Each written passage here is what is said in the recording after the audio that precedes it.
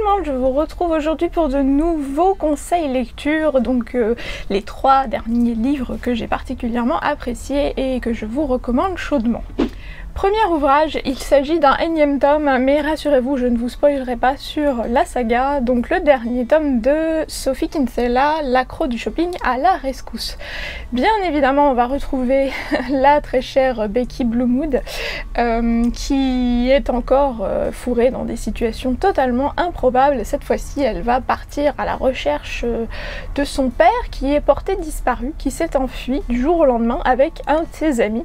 Et en fait, ça panique un peu toute la famille, ils se demandent où est-ce qu'ils ont bien pu passer et pourquoi ils ont fait cette sorte de fugue, s'ils ont fugué, à moins qu'ils se soient fait enlever.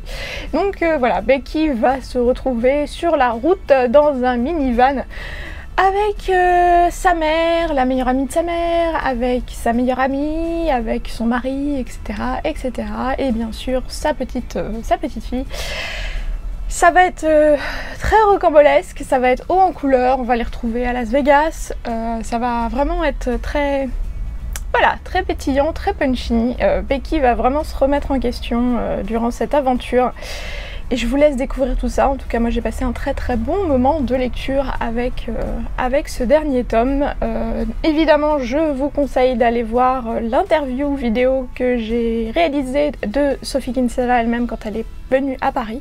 Donc comme d'habitude, je vous mets ça dans la petite fiche qui s'affiche, donc je vous incite fortement à aller voir ça parce que c'était une interview très très sympathique, on a bien ri. Sophie Kinsella, c'est vraiment une personne très pétillante également, un peu comme son héroïne d'ailleurs, donc voilà, je pense que vous allez apprécier.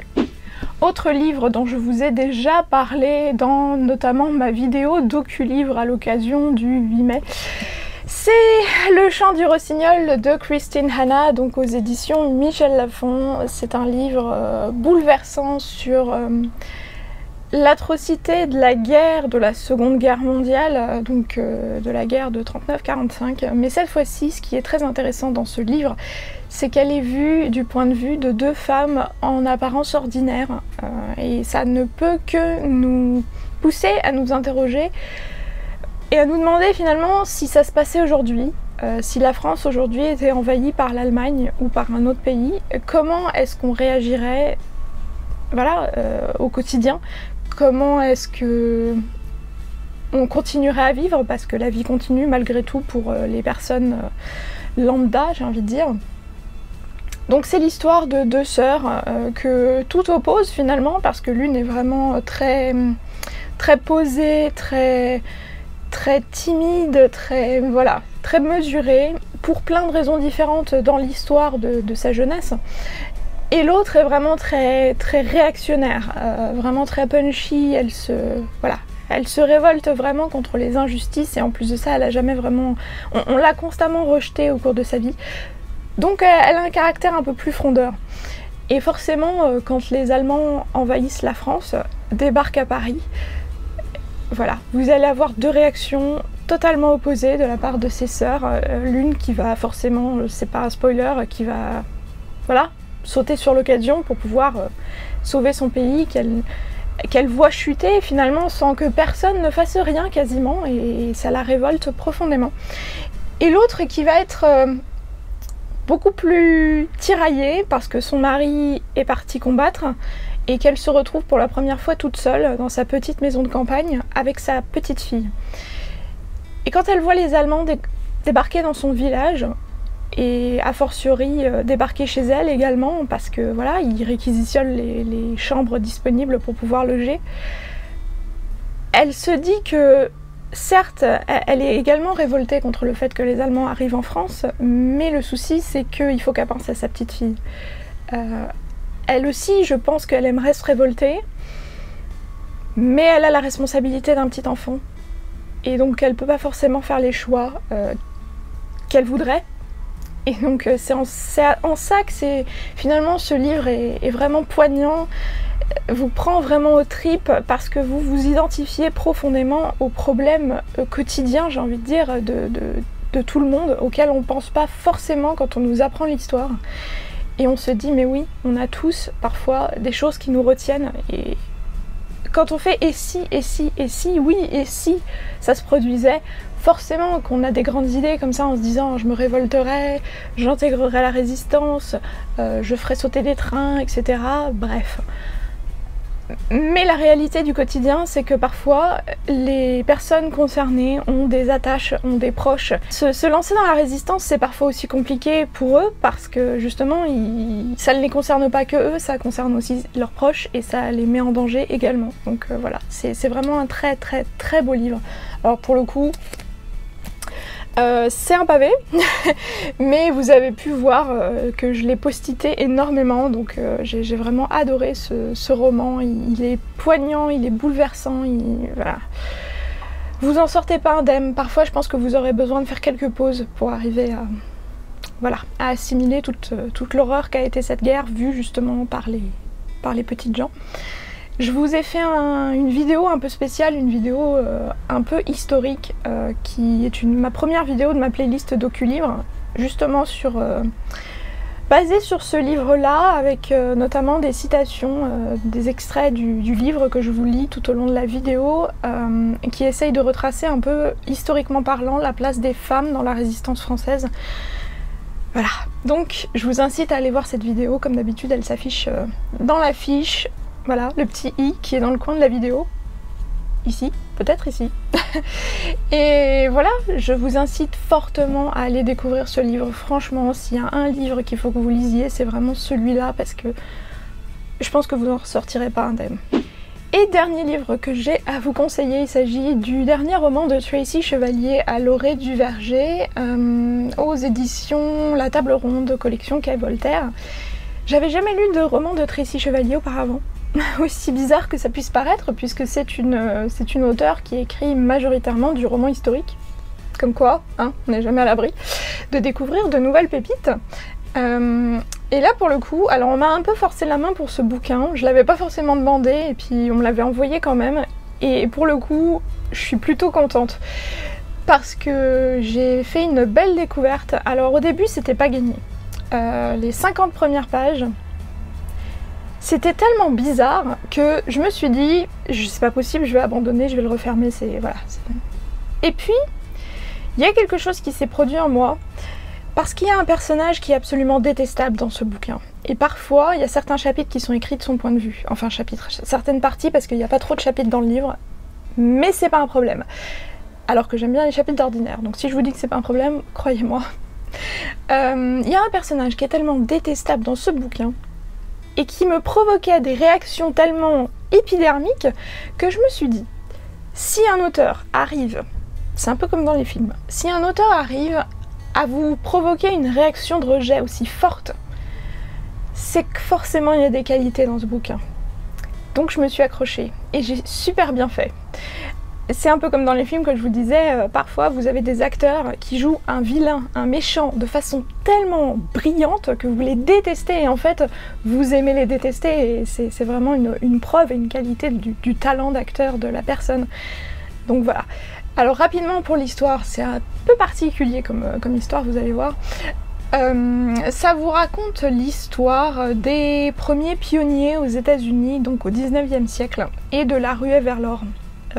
Toute la conquête en fait de tout l'ouest des États-Unis, puisque les premiers colons aux États-Unis étaient massivement installés dans sur la côte est, donc la côte atlantique. Et donc l'Amérique en fait a tout fait pour pousser ces colons à essayer de coloniser justement le reste des terres qui n'avaient jamais été défrichées, qui n'avaient jamais été, voilà, les routes n'étaient pas aménagées, il n'y avait rien. Et en fait, pour les pousser à coloniser ces terres, on leur donnait des terres à la condition qu'ils réussissent durant 3 ans, je crois, ou 5 ans, à planter une 50aine d'arbres fruitiers et que ces arbres soient fructueux, en fait, enfin, voilà, produisent suffisamment de fruits. Et s'ils arrivaient à ce but, on leur donnait leurs terres. Donc c'est ce qu'une famille de colons va faire. Elle va décider de partir vers l'ouest, mais ils vont s'arrêter assez rapidement, puisque comme il n'y a pas de route, vous imaginez bien qu'ils partent en charrette, ils partent en carriole, Et ils arrivent, donc c'est dans l'Ohio, ils arrivent dans un endroit qui est particulièrement boueux, c'est des marais, etc. C'est pénible, c'est super difficile, c'est rude. Et au bout d'un moment, ils en ont tellement marre qu'ils s'arrêtent dans le marais du Black Swamp. Et voilà, ils s'installent là parce qu'ils peuvent plus. Ils peuvent plus aller plus loin, c'est vraiment trop compliqué, il n'y a pas de route, etc. Et ils vont atterrir dans cette espèce de trou, mais alors vraiment de trou, puisque c'est un marais, il y a des, enfin voilà, il y a des moustiques, c'est boueux, c'est vraiment pas du tout accueillant.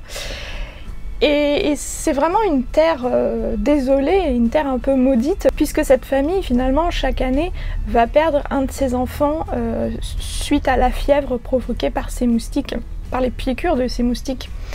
Donc vraiment, voilà, c'est un peu une désolation et une malédiction pour cette famille. Et c'est un peu l'histoire de la relation de couple au sein de cette famille, la relation de l'homme à ses arbres, puisqu'il voue une passion pour ses arbres, pour ses pommiers, puisque c'est un champ de pommiers qu'il va planter. Cette femme qui est vraiment, mais qui est détestable au possible. Mais en même temps, on essaie de lui trouver des... Comment dire, des circonstances atténuantes. Elle a perdu plein d'enfants. Elle se retrouve coincée dans un trou parce que son mari n'a pas voulu aller plus loin. Et son mari finalement porte plus d'amour à ses arbres que parfois à elle-même. Donc certes, mais elle fait des trucs tellement ignobles. Bref, donc voilà, ça va être l'histoire un peu. C'est pas un livre où il se passe vraiment beaucoup de choses. Et c'est ça qui m'a déstabilisée au début. C'est vraiment un livre où il faut se laisser porter en fait. C'est une ode à la nature. C'est une espèce d'analyse du comportement humain. Et en même temps, par cette famille, par l'histoire de cette famille et de ce qui va se passer plus tard avec l'un des fils, parce que pour le coup le roman est composé un peu en bond dans le temps de plusieurs dizaines d'années, flashbacks, etc. Avec un fils qui va pour le coup vraiment quitter, tout laisser tomber une fois qu'il va pouvoir, et va vraiment partir et fuir jusqu'au bout, à l'ouest, aussi loin qu'il peut fuir, parce qu'il s'est passé une tragédie, et on va apprendre ce qui va se passer à un moment dans le bouquin. Et donc il va aller jusqu'en Californie, et il va aller vraiment découvrir la ruée vers l'or, etc. Voilà, je sais pas comment vous expliquer ce livre, c'est vraiment très très particulier, mais si vous aimez, je pense que là c'est vraiment une très très bonne période pour le lire, ça va être les beaux jours. Une fois de plus, on espère. Ça va être les beaux jours, ça va être les vacances. C'est un roman où il faut prendre le temps de le lire. Faut se poser dans une chaise longue, avoir une bonne boisson fraîche à côté de soi. Pourquoi pas du cidre, parce que pour le coup on vous parle beaucoup de cidre de pomme dans cette... ou de jus de pomme pour ceux qui ne boivent pas d'alcool. Voilà, se détendre et se laisser aller, parce que c'est vraiment une très très belle histoire. Ça vous raconte... vous avez des de paysages avec des énormes séquoias, vous savez, ces gros arbres qui font la particularité de la Californie, où c'est des troncs qui font des mètres et des mètres de large, très très haut. Voilà, c'est la première fois qu'on les découvre parce que personne ne les avait jamais vus avant. Voilà. Donc, tout ça, pour vous dire que finalement, au début, c'était vraiment mal parti, et finalement, j'ai vraiment beaucoup aimé ce livre. Voilà, donc je me suis dit, finalement, c'est un roman historique, certes, mais... Certes, parce que ça vous raconte l'histoire de la colonisation des États-Unis, mais malgré tout, c'est quand même un roman, on suit quand même l'histoire de personnages, et c'est plus une ode à la nature qu'un roman historique. Donc, si vous n'êtes pas trop fan des romans historiques, mais que vous dites, ouais, pourquoi pas, essayez vraiment ce livre. Et vraiment, essayez. Si au début, vous n'êtes pas trop emballé, vraiment, essayez, parce que je vous assure que ça vaut le coup. Et ça attise votre curiosité fortement, parce que, comme il y a des alternances... de flashbacks, etc., on n'arrête pas de se poser la question, mais qu'est-ce qui s'est passé pour que ce fils parte en fait? Voilà, donc il y a plein de mystères, jusqu'au bout vous êtes complètement... il y a des personnages, il leur arrive que des tuiles, et jusqu'au bout vous pensez qu'ils vont réussir à être heureux, et après...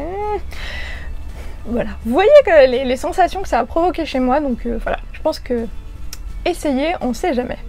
Voilà pour ces 3 livres, je pense que c'est une sélection où il y a du très très bon, quels que soient vos goûts.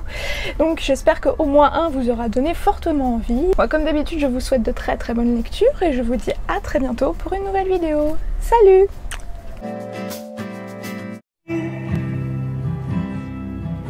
Not today.